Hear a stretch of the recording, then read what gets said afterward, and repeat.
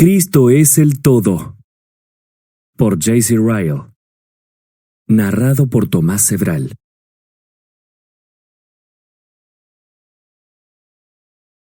Introducción. Cristo es el todo. Colosenses 3:11. Las palabras de nuestro texto son pocas, breves y se dicen pronto, pero contienen grandes verdades. Al igual que aquellos versículos de oro, para mí el vivir es Cristo, ya no vivo yo, mas vive Cristo en mí. Filipenses 1:21, Gálatas 2:20. Las palabras a los colosenses son singularmente ricas y significativas. Estas 4 palabras son la esencia y la sustancia del cristianismo. Si nuestro corazón realmente puede estar de acuerdo con ellas, le hará bien a nuestra alma. Si no, seguramente todavía tenemos mucho que aprender. Voy a tratar de establecer en qué sentido Cristo es el todo, y les pido que, a medida que vayan escuchando, juzguen con sinceridad, si acaso están seguros de que no pueden naufragar en el juicio final. A propósito, termino este audiolibro con un comentario sobre este notable texto. Cristo es la fuente principal, tanto del cristianismo doctrinal como del práctico. Un conocimiento adecuado de Cristo es esencial para entender correctamente las doctrinas de la santificación y la justificación. El que comience el camino de la santidad no hará ningún progreso, a menos que le dé a Cristo el lugar que le corresponde. Empecé este audiolibro con una afirmación clara acerca del pecado. Quiero terminarlo con una declaración, igualmente clara, acerca de la persona de Cristo. Primero, Cristo es el todo respecto al hombre. Antes de cualquier otra cosa, entendamos que Cristo es el todo en todos los consejos de Dios respecto al hombre. Hubo un tiempo cuando esta tierra no existía. Sólidas como se ven las montañas, sin límites como aparenta ser el mar, altas como se ven las estrellas en el cielo, nada de eso existía. Y el hombre, con todos los altos conceptos que ahora tiene de sí mismo, era una criatura desconocida. ¿Y dónde estaba Cristo entonces? Las Escrituras nos ayudan a contestar esta pregunta.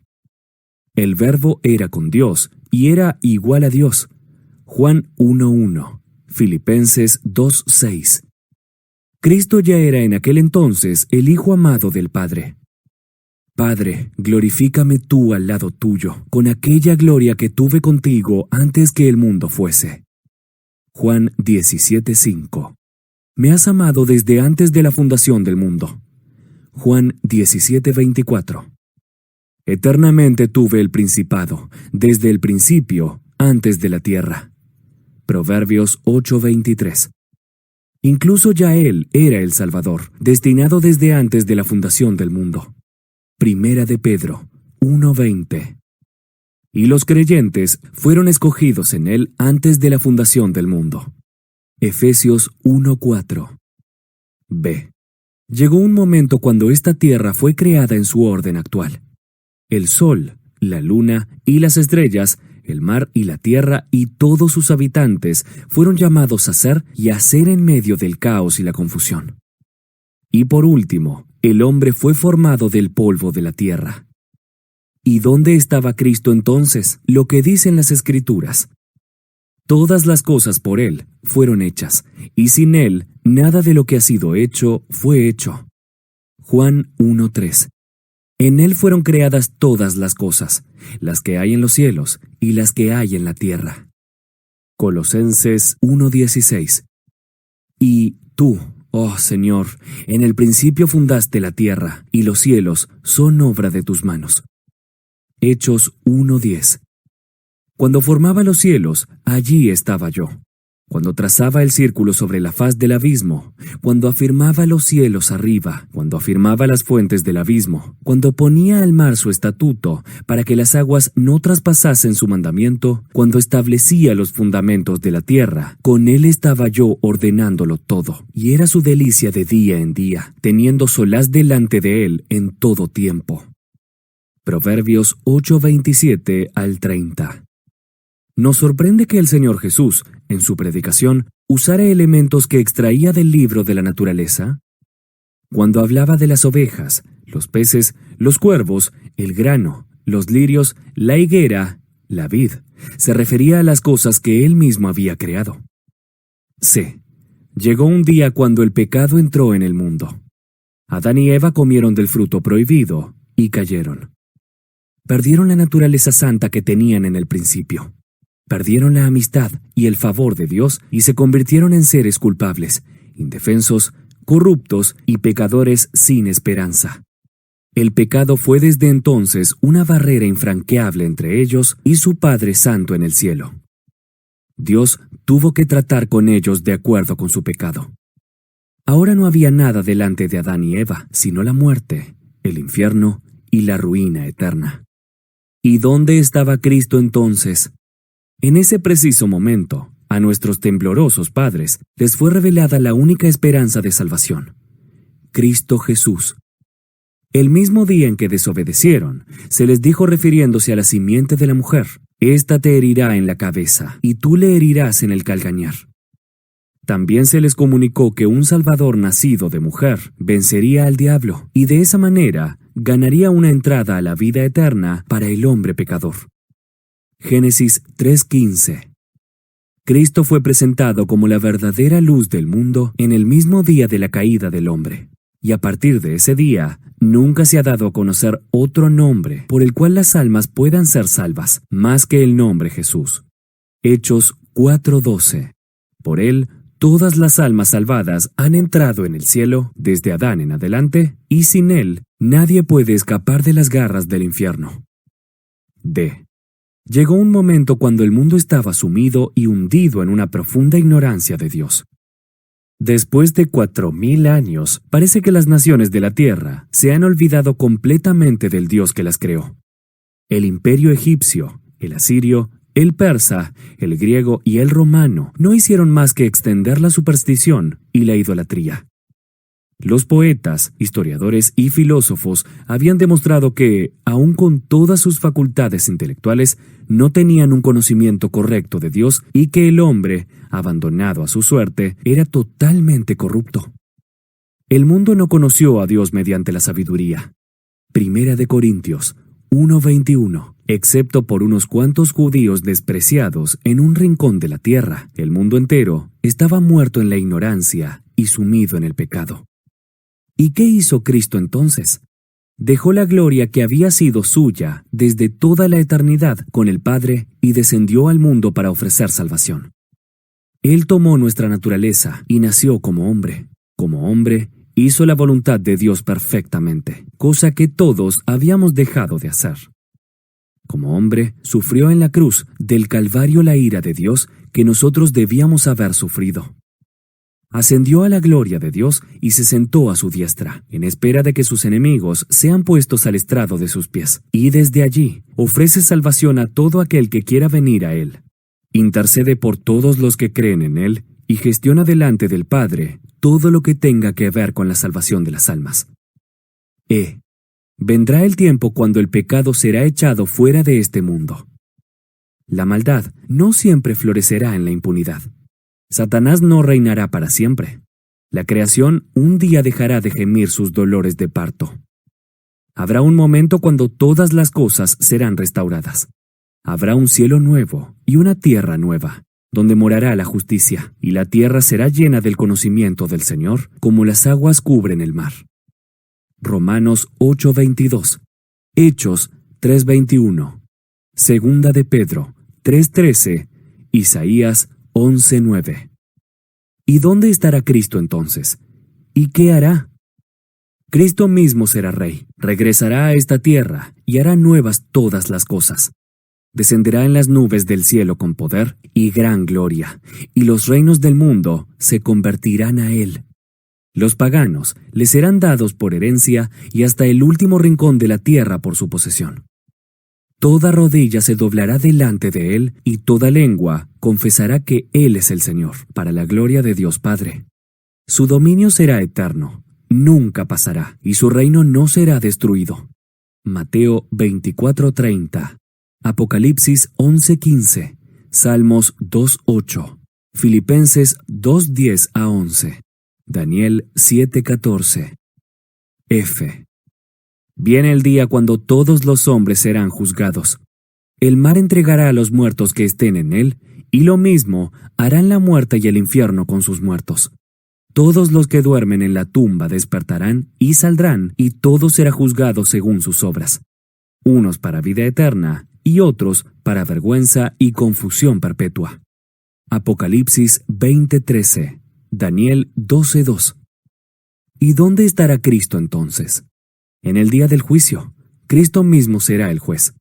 El Padre a nadie juzga, sino que todo el juicio dio al Hijo. Cuando el Hijo del Hombre venga en su gloria, y todos los santos ángeles con él, entonces se sentará en su trono de gloria, y serán reunidas delante de él todas las naciones, y apartará los unos de los otros, como aparta el pastor las ovejas de los cabritos. Porque es necesario que todos nosotros comparezcamos ante el tribunal de Cristo, para que cada uno reciba según lo que haya hecho mientras estaba en el cuerpo, sea bueno o sea malo.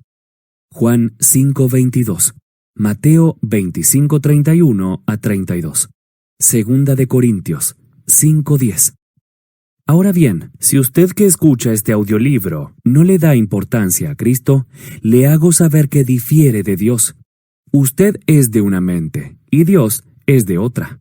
¿Usted cree que es suficiente dar a Cristo un poco de honor, un poco de reverencia, un poco de respeto? Está equivocado porque en todo el consejo eterno de Dios Padre, en la creación, en la redención, en la restitución y en el juicio, Cristo es el todo. Consideremos estas cosas. Obviamente fueron escritas para recordarnos que el que no honra al Hijo, no honra al Padre que le envió. Juan 5:23. Segundo, Cristo es el todo en la Biblia.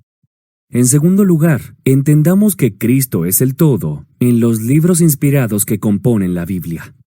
Encontramos a Cristo en todas partes de ambos testamentos. Al principio, lo vemos sutil e indistintamente. En el medio, lo encontramos más clara y llanamente. Y lo vemos total y completamente al final. Cristo es el todo en toda la Biblia de una manera real y sustancial. El sacrificio y muerte de Cristo por los pecadores, el reino de Cristo y su futura gloria son la luz que tenemos que buscar en cualquier libro de las Escrituras que leamos. La cruz de Cristo y su corona son la clave a la que debemos aferrarnos si hemos de encontrar nuestro camino cuando enfrentamos alguna dificultad en nuestra lectura bíblica. Cristo es la única llave que abrirá muchos de los lugares, aparentemente oscuros, de la palabra. Algunos se quejan de que no entienden la Biblia, y la razón es muy simple. No utilizan la clave. Para esas personas, la Biblia es como los jeroglíficos en Egipto. Es un misterio, y lo es, simplemente porque no conocen ni emplean la clave. Todo el sistema sacrificial del Antiguo Testamento estableció a Cristo crucificado. Cada animal ofrecido en un altar era una confesión práctica de que era necesario un Salvador que muriera por los pecadores, un Salvador que quitara el pecado del hombre por su sufrimiento como un sustituto, es decir, que padeciera en su lugar. Primera de Pedro 3:18. Es absurdo suponer que el sacrificio de animales inocentes, sin más objetivo que la sola muerte, podría agradar al Dios eterno. B. Fue Cristo a quien Abel miró cuando ofreció un mejor sacrificio que Caín. No solo era mejor el corazón de Abel que el de su hermano, sino que demostró su conocimiento del sacrificio vicario y su fe en la expiación. Ofreció los primogénitos de sus ovejas, incluyendo su sangre, y al hacerlo, declaró implícitamente su convicción de que sin derramamiento de sangre no hay remisión de pecado. Hebreos 9:22, 11:4. C. Fue Cristo de quien profetizó Enoc en los días de extrema maldad antes de la inundación. He aquí, dijo, vino el Señor con sus santas decenas de millares para hacer juicio contra todos. Judas 14:15. D. Fue Cristo a quien vio Abraham cuando habitó en tiendas en la tierra prometida. Él creyó en la promesa de que por su simiente por uno nacido de su familia, todas las naciones de la tierra serían bendecidas. Por la fe, vio el día de Cristo y se gozó. Juan 8:56. Fue Cristo de quien habló Jacob a sus hijos mientras agonizaba. Aclaró, puntualmente, la tribu de la que nacería y predijo que se congregarán todos los pueblos en su presencia, lo cual aún está por cumplirse. No será quitado el cetro de Judá, ni el legislador de entre sus pies, hasta que venga Silo. Y a él se congregarán los pueblos. Génesis 49:10. Fue Cristo quien constituía la sustancia de la ley ceremonial que Dios dio a Israel por medio de Moisés.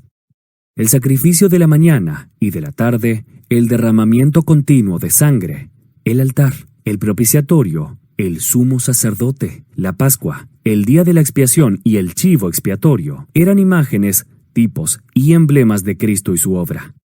Dios tuvo compasión de la debilidad de su pueblo. Él les enseñó a Cristo paso por paso, línea por línea, y por medio de símiles, tal como enseñamos a los niños pequeños. Fue en este sentido, especialmente, que la ley ha sido nuestro ayo para guiar a los judíos a Cristo. Gálatas 3:24. Fue Cristo hacia quien Dios dirigió la atención de Israel con todos los milagros que diariamente se hacían frente a sus propios ojos en el desierto. La columna de fuego y la nube que los guió en el desierto, el maná del cielo que cada mañana les daba para comer, el agua de la roca golpeada y todos los demás milagros, cada uno era una figura de Cristo. La serpiente de bronce en aquella ocasión memorable en que Dios envió la plaga de serpientes ardientes sobre ellos, fue, sin lugar a duda, un emblema de Cristo. Primera de Corintios 10:4, Juan 3:14. Fue Cristo de quien eran un tipo todos los jueces. Josué, Gedeón, Jefté, Sansón y todos los demás a quienes Dios levantó para librar a Israel de su cautiverio. Todos eran emblemas de Cristo.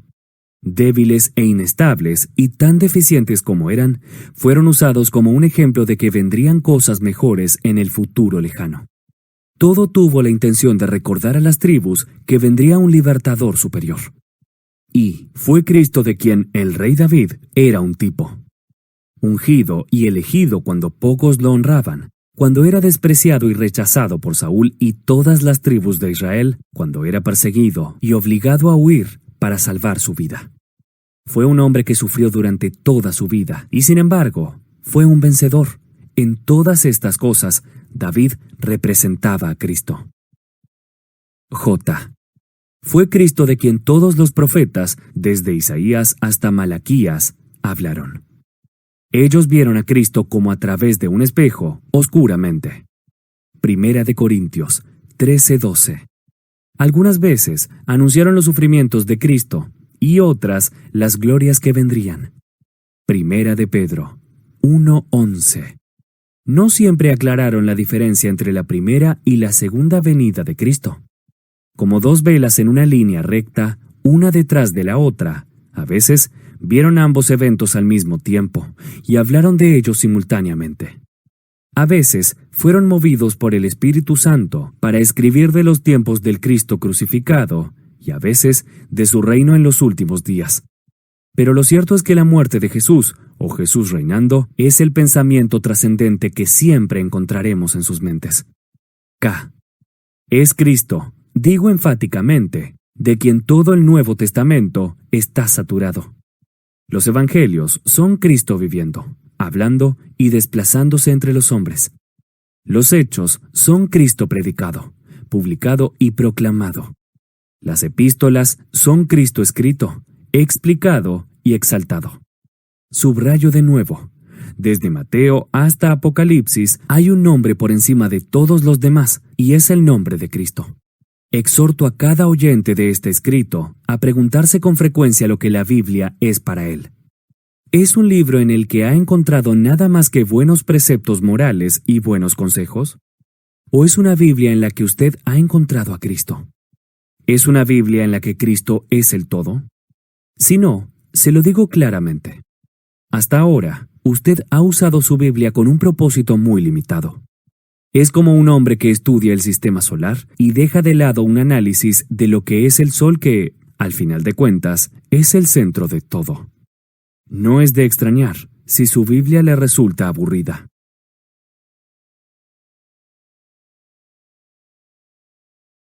Tercero, Cristo es el todo de cada cristiano auténtico. En tercer lugar, entendamos que Cristo es el todo de cada cristiano auténtico en la tierra. Al decir esto, tengo que asegurarme que no me malinterpretan. Todo ser humano tiene la absoluta necesidad de la elección de Dios el Padre y la santificación de Dios el Espíritu, a fin de que se efectúe la redención de todos los que han de ser salvos. Sostengo que hay una perfecta armonía e idéntica tonalidad en la acción de las tres personas de la Trinidad en llevar al hombre a la gloria. Afirmo también que los tres cooperan y obran conjuntamente en liberar al hombre del pecado y del infierno. Tal como es el Padre, es el Hijo y el Espíritu Santo. El Padre es misericordioso, el Hijo es misericordioso, el Espíritu Santo es misericordioso. Los mismos tres que dijeron al principio hagamos, también han dicho redimamos y salvemos al hombre. Sostengo que todo el que llega a los cielos tiene que atribuir toda la gloria de su salvación al Padre, al Hijo y al Espíritu Santo. Tres personas en un solo Dios. Pero, al mismo tiempo, veo una prueba clara en las Escrituras que es el sentir de la Santísima Trinidad, que Cristo sea exaltado prominente y distintivamente en lo que a la salvación de las almas se refiere. Cristo es presentado como el Verbo, mediante el cual Dios da a conocer su amor a los pecadores. La encarnación y la muerte expiatoria de Cristo en la cruz conforman la gran piedra angular sobre la cual se apoya todo el plan de salvación. Cristo es el camino y la puerta, medios por los cuales se tiene acceso a Dios. Cristo es la raíz en la que todos los pecadores elegidos deben ser injertados. Cristo es el único lugar de encuentro entre Dios y el hombre, entre el cielo y la tierra, entre la Santa Trinidad y los pobres pecadores hijos de Adán. Es Cristo a quien Dios el Padre ha señalado y asignado para que dé vida a un mundo muerto. Juan 6:27. Es Cristo a quien el Padre le ha dado un pueblo para que lo lleve a la gloria. Es Cristo de quien el Espíritu da testimonio y a quien el Espíritu mismo guía a las almas para recibir perdón y paz. En definitiva, le agradó al Padre que en él habitase toda plenitud. Colosenses 1:19. Lo que el sol es en el vasto firmamento, Cristo es en el cristianismo auténtico. Digo estas cosas a manera de explicación. Quiero que mis oyentes entiendan claramente lo que digo. Cristo es el todo. Con esto, no pretendo echar por la borda la obra del Padre y del Espíritu Santo. Permítame, en cambio, mostrarle lo que quiero decir. A. Cristo es el todo en la justificación del pecador delante de Dios. Solamente a través de Él podemos tener paz con un Dios santo. Solamente por Él podemos ser admitidos en la presencia del Altísimo y permanecer allí sin ningún temor. Tenemos seguridad y acceso con confianza por medio de la fe en Él. En Cristo y solamente en Él, Dios justifica al impío. Efesios 3:12, Romanos 3:26. ¿Bajo qué circunstancias puede un mortal presentarse delante de Dios? ¿Qué podemos argumentar en favor de la absolución delante de ese ser glorioso, en cuyos ojos los mismos cielos no están limpios? ¿Podemos alegar que hemos cumplido con nuestro deber con Dios? ¿Diríamos que hemos cumplido con nuestro deber con nuestro prójimo? Podríamos presentar nuestras oraciones, nuestra regularidad, nuestra moralidad y los cambios de conducta que hemos logrado. ¿Sería un buen argumento decir que asistimos fielmente a la iglesia? ¿Nos atreveríamos a pedir ser aceptados por alguno de esos méritos? ¿Cuál de estas cosas podría soportar el escrutinio de los ojos de Dios? ¿Cuál de todas esas cosas nos puede justificar realmente? ¿Cuál de ellas nos garantiza que después del juicio llegaremos a la gloria? Ninguna, ninguna, ninguna. Tome cualquier mandamiento del Decálogo y examínese tomando como base ese mandamiento. Seguramente encontrará que lo ha quebrantado con frecuencia. No podemos presentar a Dios ni una cosa entre mil. Escoja alguno, a cualquiera, y analice un poco sus caminos. Sin duda, su veredicto será que no somos nada, sino simples pecadores. Todos somos culpables.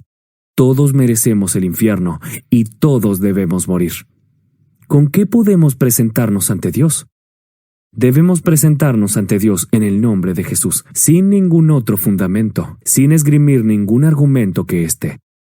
Cristo murió en la cruz por los impíos y confío en Él. Cristo murió por mí y yo creo en Él.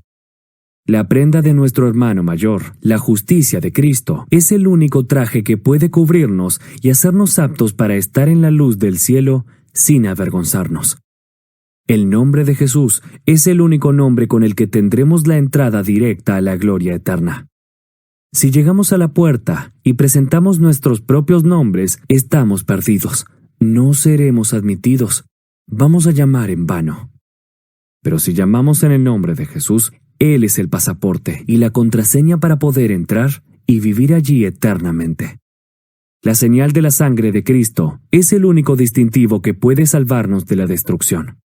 Cuando los ángeles del cielo estén separando las ovejas de los cabritos en el día final, si no estamos marcados con la sangre de la expiación, más nos vale nunca haber nacido. Oh, no olvidemos nunca que Cristo debe ser el todo de esa alma que quiere ser justificada. Debemos contentarnos con ir al cielo como menesterosos, salvados por gracia, simplemente como creyentes en Jesús. De otra manera, nunca seremos salvos. ¿Hay entre mis oyentes algún alma mundana y reflexiva? Habrá quien piense que para alcanzar el cielo, podrá decir en su lecho de muerte, «Señor, ten misericordia de mí», sin antes haber conocido a Cristo. Amigo, usted mismo está sembrando la semilla de su sufrimiento, y a menos que se arrepienta, despertará a la perdición eterna. ¿Hay algún alma orgullosa y soberbia entre mis oyentes? ¿Hay alguien pensando que por sus propios méritos y esfuerzo puede llegar a ser apto para el cielo y lo suficientemente bueno como para pasar el examen con sus acciones personales? Amigo, usted está construyendo una torre de Babel y nunca llegará al cielo si se mantiene en su estado actual. ¿Hay entre mis oyentes quien sienta una carga en su corazón respecto a su alma? ¿Hay alguien que quiera salvarse y se siente un vil pecador? Le invito pues, ven a Cristo y Él te salvará. Ven a Cristo y echa la carga de tu alma sobre Él. No temas, cree solamente. ¿Tiene temor de la ira venidera? Cristo puede liberarlo de ella.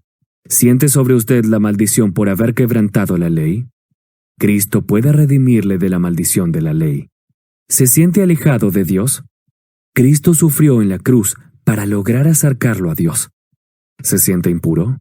La sangre de Cristo puede limpiarle de todo pecado. ¿Se siente imperfecto? Usted estará completo en Cristo. ¿Se siente como si no fuera nada? Cristo es el todo para su alma. Nunca, ningún santo alcanzó el cielo con cualquier argumento, sino diciendo, «He lavado y emblanquecido mis ropas en la sangre del Cordero». Apocalipsis 7:14. B. Pero, repito, Cristo no solo es el todo en la justificación de un verdadero cristiano, sino también en su santificación. Espero que no haya nadie que me malinterprete. No quiero, ni por un momento, restarle importancia a la obra del Espíritu Santo. Pero sí digo que nunca, ningún hombre será santo hasta que venga a los pies de Cristo y se una a Él. Hasta entonces, sus obras son obras muertas, carece totalmente de santidad. Lo primero que tiene que asegurarse es estar unido a Cristo y luego ser santo. El propio Jesús dice, «Porque separados de mí, nada podéis hacer». Juan 15:5. Ninguno puede crecer en santidad, a menos que permanezca unido a Cristo. Cristo es la raíz de la que todo creyente debe recibir su fuerza para seguir adelante. El Espíritu es su regalo especial. Regalo que fue comprado para su pueblo. Un creyente no solo debe haber recibido al Señor Jesucristo, sino andar en Él, siendo arraigado y edificado en Él. Colosenses 2:6-7. ¿Anhela ser santo? Entonces tiene que alimentarse diariamente de Cristo, que es el maná del cielo. Recuerde el maná que comía Israel en el desierto. ¿Quiere ser santo? Entonces Cristo debe ser la roca de la que usted debe beber diariamente el agua viva. ¿Busca ser santo? Entonces usted debe estar buscando siempre a Jesús. Debe mantener su vista en la cruz y buscar diariamente motivos para caminar más cerca de Dios, siguiendo su ejemplo y tomándolo a Él como su ejemplo de vida. Poniendo sus ojos en Cristo, usted llegará a ser como Él. Su rostro brillará sin que usted lo sepa. Si quita su vista de usted mismo y la pone en Cristo, encontrará que aquellas penas que le aquejaban se alejarán de usted y sus ojos brillarán más y más cada día. Hebreos 12:2, 2 de Corintios 3:18. El verdadero secreto para salir del desierto es llegar recostándose en el amado. Cantares 8:5. La manera válida de llegar a ser fuerte es reconocer nuestra debilidad y convencernos de que Cristo debe ser el todo. La verdadera manera de crecer en la gracia es beber de Cristo como de una fuente inagotable que satisface las necesidades de cada momento. Debemos emplearlo como la viuda del profeta usaba el aceite, no solo para pagar nuestras deudas, sino para seguir viviendo después de haberlas pagado. Segundo de Reyes 4:7.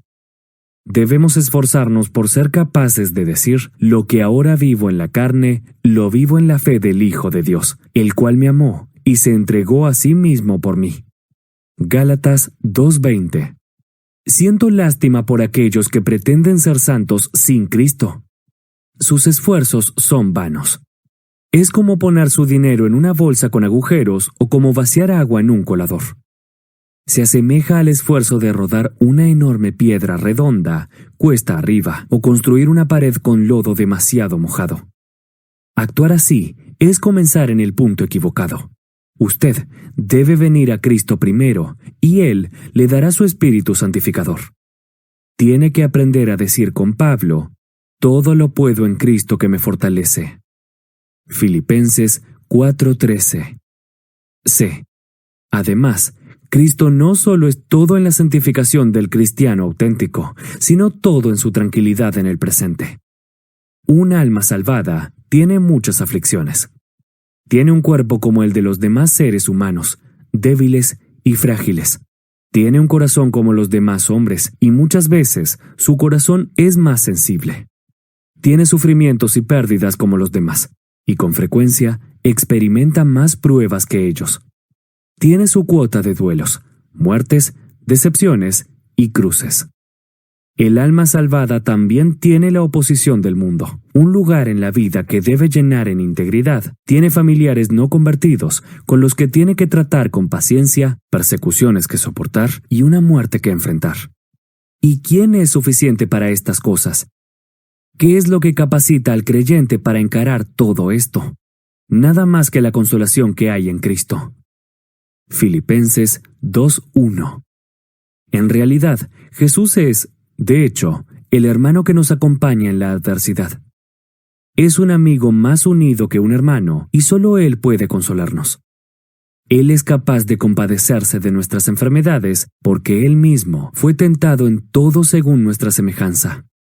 Hebreos 4:15. Él sabe lo que es el dolor, porque fue varón de dolores, experimentado en quebrantos.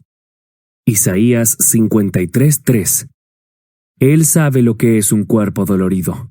Cuando su cuerpo estaba atormentado por el dolor, clamó: he sido derramado como aguas, y todos mis huesos se descoyuntaron. Salmos 22:14.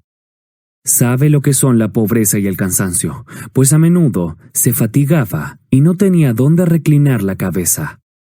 Sabe lo que es la incomprensión de la familia, pues incluso sus hermanos no le creyeron. No era honrado, ni siquiera en su propia casa. Y Jesús sabe exactamente cómo consolar la aflicción de su pueblo.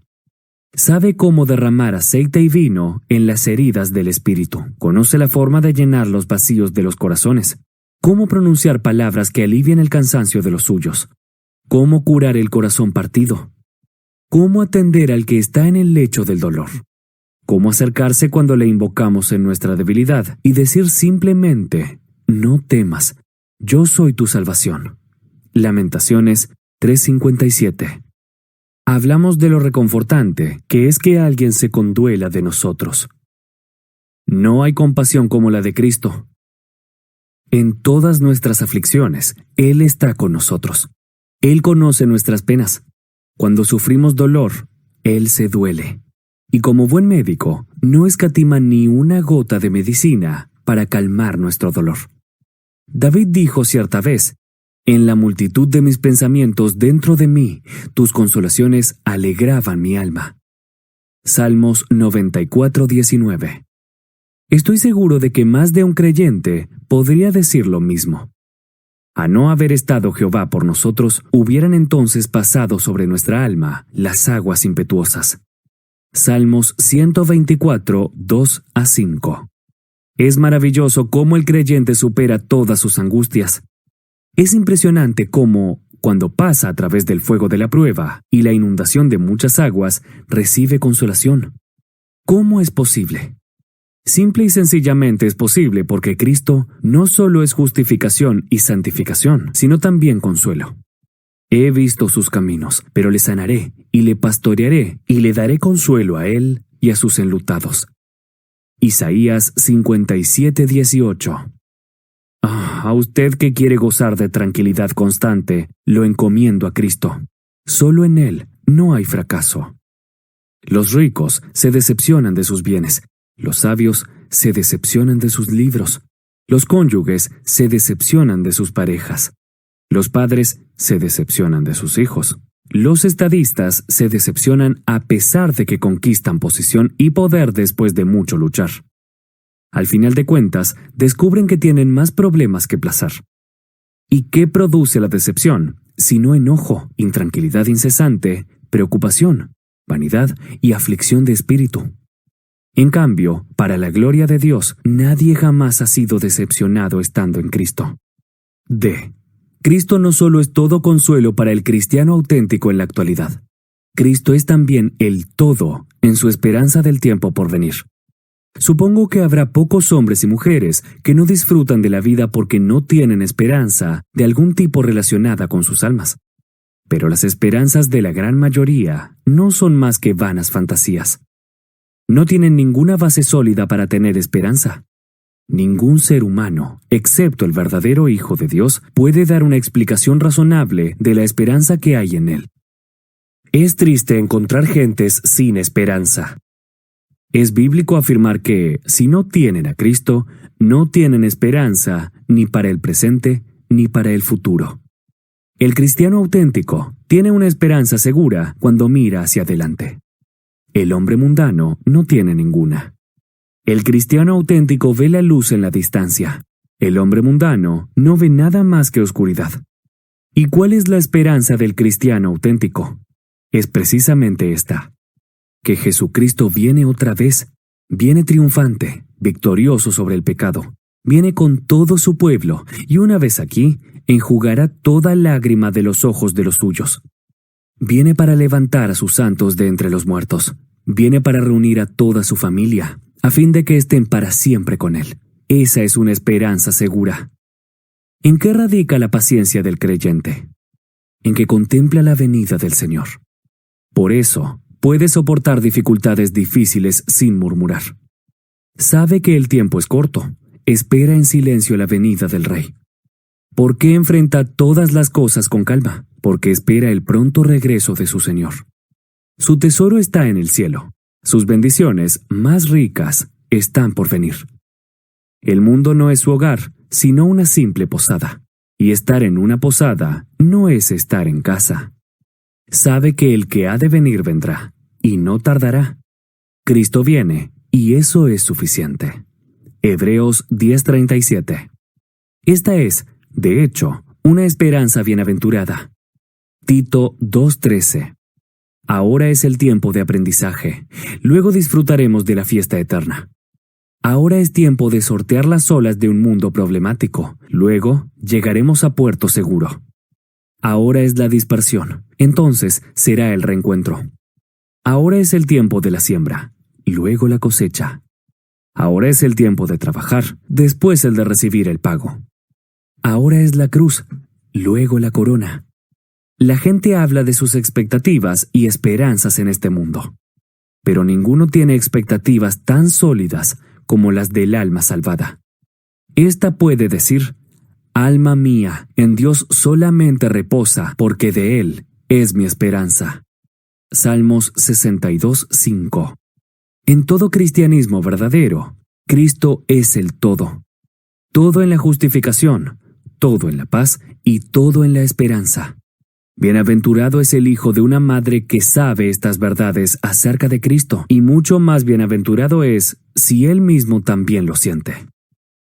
Que los hombres pudieran probarse a sí mismos y comprobar qué saben de todo esto por el bien de sus propias almas.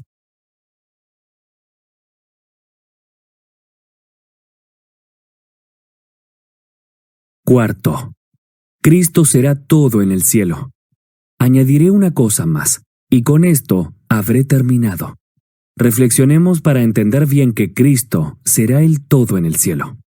No me detendré mucho en este punto. Aun si tuviera espacio, no tendría la capacidad de hacerlo. Es imposible describir lo invisible y un mundo desconocido. Lo que sí puedo afirmar es que todos los hombres y mujeres que alcanzan el cielo encontrarán que, incluso allí, Cristo es el todo. Tal como lo era el altar en el templo de Salomón, el Cristo crucificado será el objeto más grandioso en el cielo. Aquel altar era lo primero que atraía la vista de todo el que entraba por las puertas del templo. Era un gran altar de bronce, de 20 codos de largo y 20 codos de ancho. Segundo de Crónicas 4:1. De la misma manera, Jesús atraerá la vista de todos los que entran en la gloria. En medio del trono y rodeado de ángeles y santos estará el Cordero como inmolado, y el Cordero será su lumbrera. Apocalipsis 5:6, 21-23. La alabanza al Señor Jesús será la canción eterna de todos los moradores del cielo.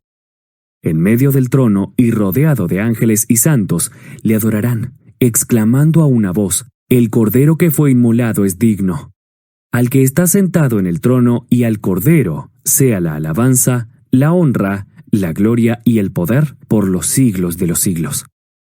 Apocalipsis 5:12-13. El servicio al Señor Jesús será la ocupación eterna de todos los moradores del cielo. Le sirven día y noche en su templo. Apocalipsis 7:15.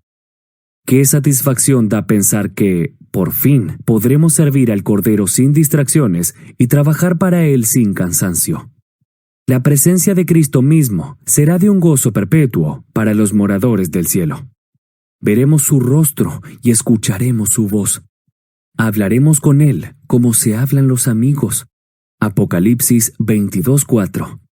Dulce es la idea de que, sin importar quién falte en la cena de las bodas del Cordero, el Señor mismo estará allí. Su presencia satisfará todas nuestras necesidades. Salmos 17:15. Qué glorioso y dulce hogar será el cielo para todos los que han amado al Señor Jesucristo con sinceridad. Aquí vivimos por fe en Él y encontramos paz aunque a Él no lo vemos. Allá nos veremos cara a cara y descubriremos que es lo más hermoso que puede haber. Ciertamente, más vale vista de ojos que deseo que pasa. Eclesiastés 6:9.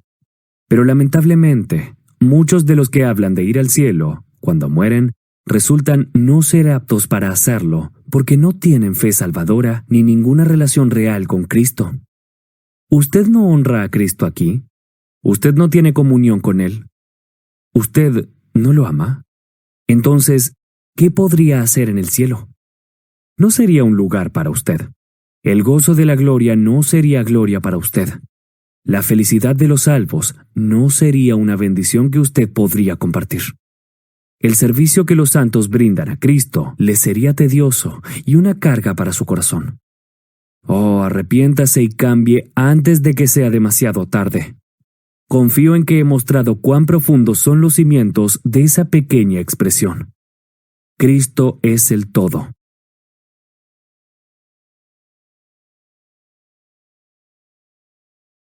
Otras formas en que Cristo es el todo. Podría fácilmente añadir otras cosas, si el espacio lo permitiera. El tema es inagotable, apenas he tocado la superficie. Hay minas de verdades preciosas relacionadas con lo que he dejado sin decir.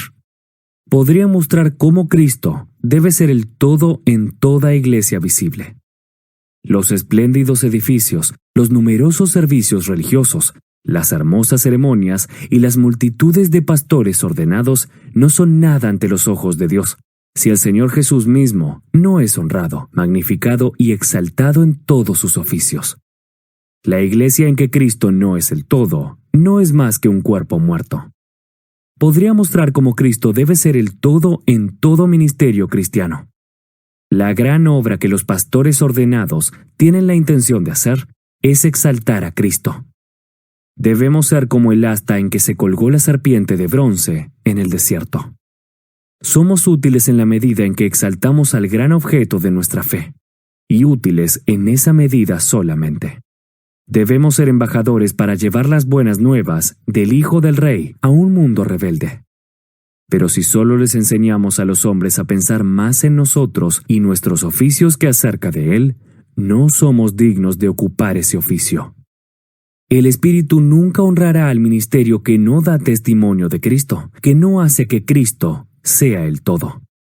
Podría mostrar cómo el lenguaje usado en la Biblia para describir los distintos oficios de Cristo parece no tener fin. Podría describir cómo las figuras que se usan para referirse a la plenitud de Cristo tampoco parecen tener fin. El sumo sacerdote, el mediador, el redentor, el salvador, el abogado, el pastor, el médico, el novio, la cabeza, el pan de vida, la luz del mundo, el camino, la puerta, la vid, la roca, la fuente, el sol de justicia, el precursor, el fiador, el capitán, el príncipe de la vida, el amén, el todopoderoso, el autor y consumador de la fe, el Cordero de Dios, el Rey de los santos, el maravilloso, Dios fuerte, el consolador, el obispo de las almas. Estos y muchos más son nombres que la Biblia da a Cristo. Cada uno es una fuente de instrucción y consuelo para todos los que están dispuestos a beber de ella. Cada una de estas descripciones es importante para meditar con provecho.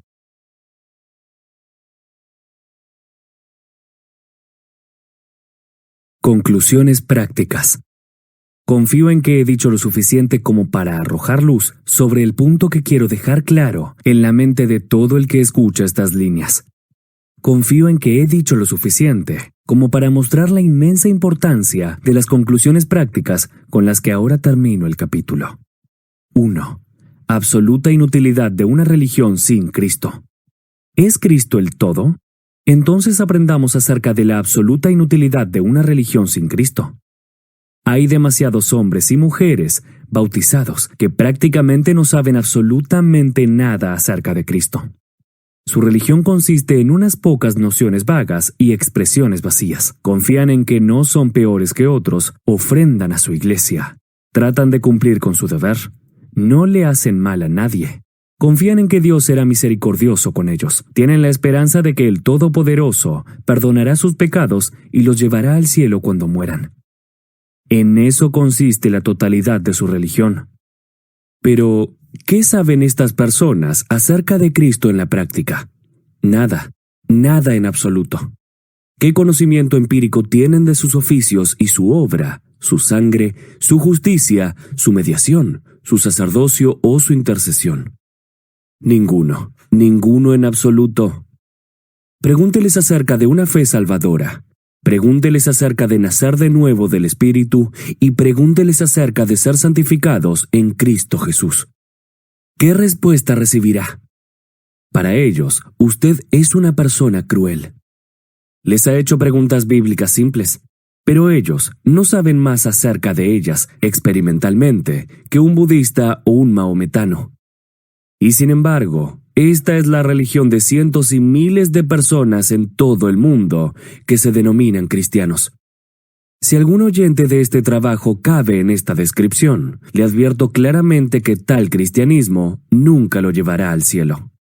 A simple vista, todo parece ir muy bien. Puede parecerlo en la sacristía, en el lugar de trabajo, en la Cámara de los Comunes o en las calles, pero nunca consolará a nadie. Nunca satisfará su conciencia. Nunca salvará su alma. Le advierto claramente que todos los conceptos y teorías acerca de la misericordia de Dios sin Cristo son ilusiones sin fundamento y fantasías vacías. Tales teorías son puramente como ídolos inventados por el hombre. Como los superhéroes de los cuentos infantiles. Son terrenales. Nunca tuvieron su origen en el cielo. Son inventos humanos. El Dios del cielo ha señalado y nombrado a Cristo como el único Salvador y el único camino para ir al Padre. Dios mismo estipuló que todos los que han de ser salvos deben serlo por medio de la fe en Cristo. No hay otro mediador entre Dios y los hombres. Tome nota el oyente de esta advertencia sobre su salvación. Una religión sin Cristo no salvará su alma. 2. Cristo y la salvación. Oyente, ¿es Cristo el todo? Entonces, sepa que es una locura tremenda confiar para salvación en cualquiera que no sea Cristo. Hay multitud de hombres y mujeres bautizados que profesan honrar a Cristo, pero en realidad le hacen gran deshonra.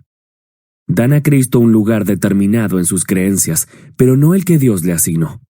Para esas personas, Cristo y Él solamente no es el todo en todo para sus almas. No. Más bien, confían en Cristo y la Iglesia, Cristo y los sacramentos, Cristo y sus pastores ordenados, Cristo y su arrepentimiento, Cristo y su propia bondad, Cristo y sus oraciones, Cristo y su sinceridad y caridad. Si alguno de mis oyentes es un cristiano de este tipo, le advierto claramente que su religión es una ofensa a Dios. Está cambiando el plan de salvación de Dios por un plan de su propia invención. Está despojando a Cristo de su trono, dándole a otro la gloria que solo le corresponde a Él. No me importa quién es el que le enseña creencias como las mencionadas o en base a qué enseñanza usted edifica su fe. Aunque fuera un papa o cardenal, arzobispo u obispo, decano o archidiácono, presbítero o diácono, episcopal o presbiteriano, bautista o independiente, metodista o hermano libre, quien añade algo a la salvación, enseña mal. Cristo es el todo en la salvación. No importa qué es lo que usted agrega a Cristo. Ya se trate de querer pertenecer a la Iglesia de Roma, o ser episcopal, independiente, o depender de la liturgia o de la inmersión, si hace algo de esto, parte de su salvación actúa fuera del plan de Dios. Ponga atención a lo que digo. Tenga cuidado de no darle a los siervos de Cristo el honor que solo le corresponde a Cristo. Cuidado con dar a las ordenanzas del Señor el honor debido al Señor.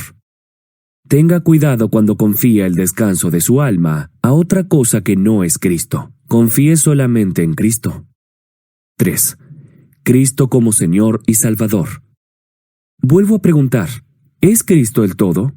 Entonces, todos los que quieren ser salvos, vengan directamente a Cristo. Hay muchos que solo saben de Cristo lo que han oído y creen todo lo que se les dice acerca de Él. Aceptan que no hay salvación, excepto en Cristo. Reconocen que solo Jesús puede librarlos del infierno y presentarlos sin mancha delante de Dios. Pero nunca parecen ir más allá de este conocimiento general. Nunca echan mano de Cristo para beneficio de sus almas. Permanecen en un estado de desear y querer, de sentir y tienen buenas intenciones, pero nunca van más allá. Comprenden lo que queremos decir y saben que es cierto. Tienen la esperanza de que algún día obtendrán todos los beneficios de la verdad. Pero en la actualidad no reciben ningún beneficio. El mundo es su todo. La política es su todo. El placer es su todo. Sus negocios son su todo. En cambio, Cristo no es su todo. Si alguno de mis oyentes se identifica con este tipo de personas, le advierto claramente que su alma está en mal estado. Usted está yendo derecho al infierno en su condición actual, como Judas Iscariote, Acab o Caín. Créame, tiene que haber fe verdadera en Cristo para salvación o, de lo contrario, Cristo murió en vano. No se trata de mirar el pan que alimenta al hombre hambriento, sino de realmente comerlo. No es contemplar el bote salvavidas, sino entrar en él. No basta con saber y creer que Cristo es un Salvador, que puede salvar su alma, a menos que exista una relación auténtica entre usted y Él. Tiene que ser capaz de decir, Cristo es mi Salvador, porque he acudido a Él por fe y lo he aceptado como mi Salvador personal. Gran parte de la fe cristiana, dijo Lutero, consiste en la habilidad de utilizar pronombres posesivos. Si tomas de mí la palabra mí, tomas de mí a Dios. Preste atención al siguiente consejo y actúe en consecuencia. Deténgase y deje de esperar sentimientos imaginarios que nunca llegarán. No dude, creyendo que debe obtener primero al Espíritu y luego acudir a Cristo. Levántese y venga a Cristo tal y como es. Él le espera y está dispuesto a salvarle. Él es el médico designado por Dios para sanar las almas enfermas de pecado. Trate con Él como lo haría con su médico acerca de la cura para una enfermedad física. Hable con Él directamente y dígale todos sus anhelos. Decídase a hablar con Él hoy mismo y clame pidiendo al Señor Jesús que le dé perdón y paz, como lo hizo el ladrón en la cruz. Dígale a Cristo, Señor, acuérdate de mí. Lucas 23:42. Dígale que usted ha oído que Él recibe a los pecadores y que usted es uno de ellos. Dígale que quiere ser salvo y pídale que lo salve. No descanse hasta que, realmente, haya probado que el Señor es benigno. Haga esto, y si usted actúa realmente en serio, encontrará tarde o temprano que Cristo es el todo. 4. Confíe en Cristo para recibir más bendiciones. Vuelvo a preguntar, ¿es Cristo el todo? Entonces, trate con Él creyendo realmente en Él, apoyándose y confiando en Él mucho más de lo que lo ha hecho hasta ahora.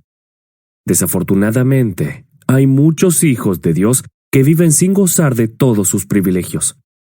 Hay muchas almas cristianas auténticas que se privan de la paz que podrían disfrutar y se privan de sus misericordias.